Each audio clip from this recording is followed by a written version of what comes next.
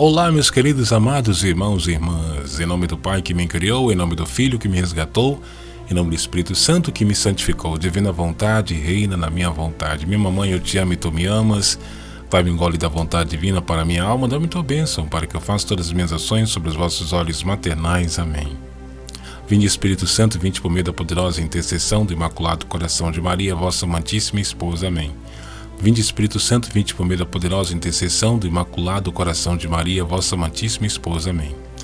Vinde, Espírito Santo, vinde por meio da poderosa intercessão do Imaculado Coração de Maria, a vossa amantíssima esposa. Amém. Suprema Majestade, ouvindo a sua divina vontade, em nome de todos, ofertar essa live, esse vídeo que a gente está fazendo na divina vontade, para que Jesus possa cada vez mais nos iluminar. A meditação de hoje, meus irmãos, é do livro do céu, Minha filha, não se aflija, é necessário que os inimigos purguem minha igreja. A Luísa, e eu, mas pelo menos não permita que as deficiências de seus ministros cheguem ao dos seculares. Caso contrário, elas afligirão mais sua igreja. E Jesus, minha filha, não reze para mim, que estou indignado. Quero que o assunto seja divulgado. Não aguento mais. Os sacrilégios são enormes. Cobrindo-os, eu os faria cometer maiores males. Você terá paciência para suportar minha ausência. Você atuará como uma heroína. Quero confiar em você, que é minha filha, enquanto cuidarei de preparar flagelos para seculares e padres. Daí, meus irmãos? Então, assim, nós sabemos que o Papa Leão XIII, naquela época, ele ouviu a conversa de Jesus com o demônio pedindo a Jesus um tempo para testar a igreja. E Jesus permitiu esse tempo. O Papa Leão XIII, ouvindo essa conversa, ele decretou que bispos, padres, rezassem a oração de São Miguel Arcanjo depois das Santas Missas. Só que isso não aconteceu. Alguns lugares, algumas missas ainda rezam, mas dificilmente.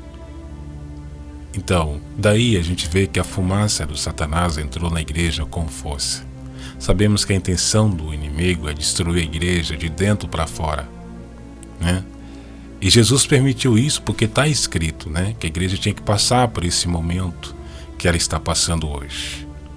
Ela está passando pelo Calvário, pela cruz, está derramando o seu sangue. Nós cristãos, nós devemos cada vez mais rezar pela nossa igreja. Mas Jesus disse que o mal não prevalecerá contra ela. Mesmo ela passando por toda essa dificuldade, por todo esse calvário, por todo esse sofrimento, ela vai vencer. E nós devemos estar sempre em oração, rezando pelos sacerdotes, pelos padres, bispos, para que eles venham conhecer a verdade, para que eles ouçam Jesus, para que eles façam da nossa igreja, para que dê exemplo de amor,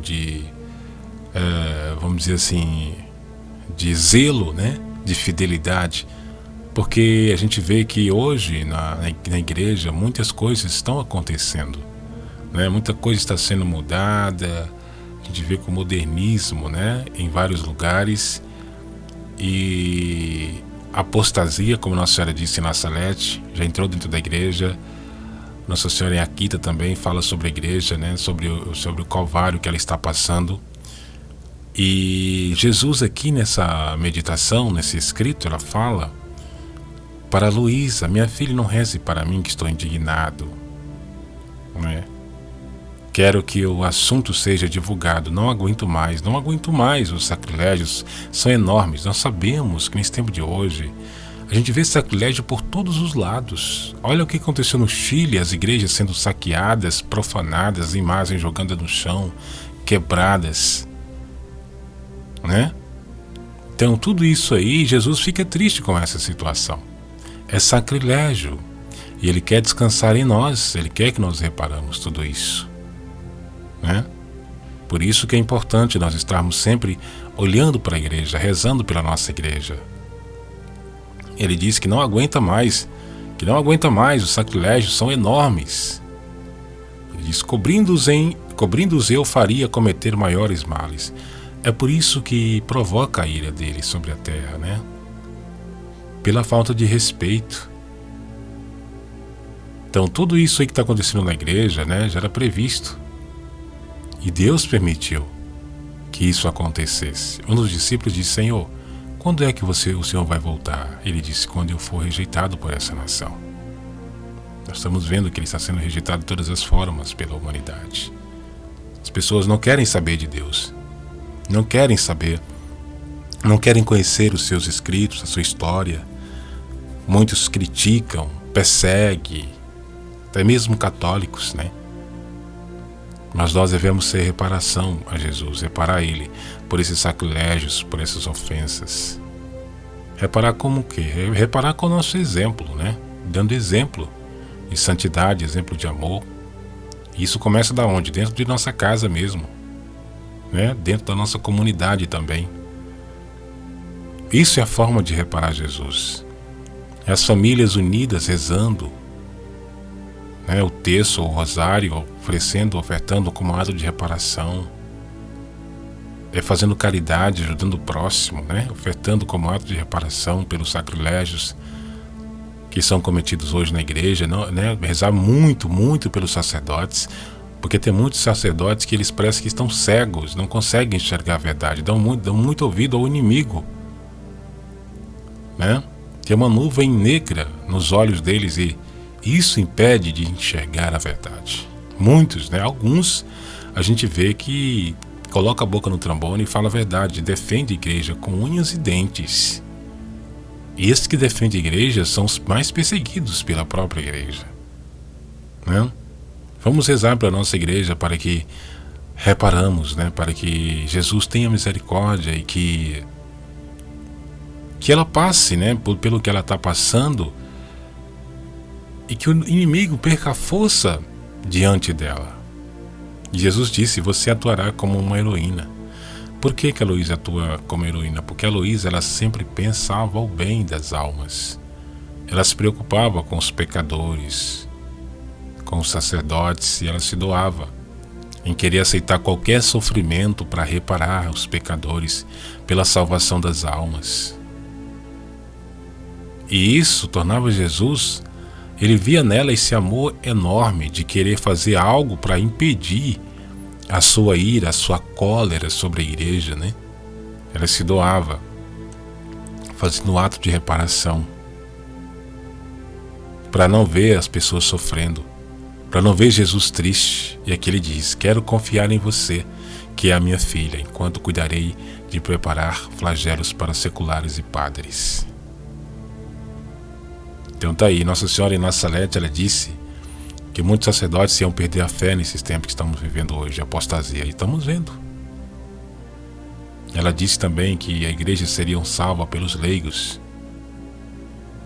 Então assim, nós, né, como filhos da divina vontade, devemos sempre reparar Jesus para que ele não venha, né, sofrer tanto, né, se doando na oração, na meditação, nas 24 horas da paixão, do giro da alma, na contemplação da palavra de Deus, do Evangelho, do livro do céu. Para quê? Para reparar Jesus, né? Porque ele precisa de nós repararmos, né? Porque o sofrimento é muito grande. A gente vê aí no Chile as igrejas sendo queimadas, né? As imagens, pegam as imagens, quebram. Esse dia mesmo eu vi um vídeo que um homem entrou dentro da igreja e foi lá e falou um monte de coisa com o padre, deu um tapa na cabeça do padre. É muito absurdo que a gente vê muita coisa, né? E isso tudo ofende Jesus. Tudo ofende ele. E nesses escritos do livro do céu é muito importante a gente meditar.